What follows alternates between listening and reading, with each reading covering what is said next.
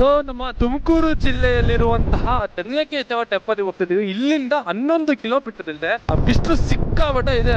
ಹರಡುಗುಪ್ಪೆಯಲ್ಲಿರುವಂತಹ ಚೆನ್ನಕೇಶವನ ಒಂದು ಟೆಂಪಲ್ಗೆ ಬಂದಿದ್ದೀವಿ.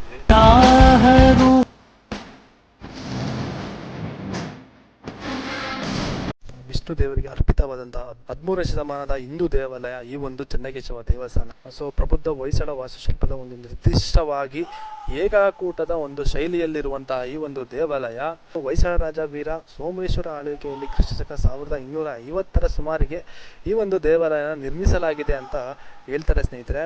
ಈ ಗ್ರಾಮವು 9ನೇ ಶತಮಾನದಲ್ಲಿ ಗಂಗರಾಜ ವಂಶ ಮತ್ತು ಕಲ್ಯಾಣ ಚಾಲುಕ್ಯರ ಅಡಿಯಲ್ಲಿ ಒಂದು ಬಂದಿದೆ ಅಂತ ಹೇಳ್ತಾರೆ ಸ್ನೇಹಿತರೆ. ಶಾಸನಗಳು ಈ ಗ್ರಾಮವನ್ನು ಮೂಲತಃ ಅಲರಿಗುಪ್ಪೆ ಅಂತ ಕರಿತಾ ಇತ್ತು.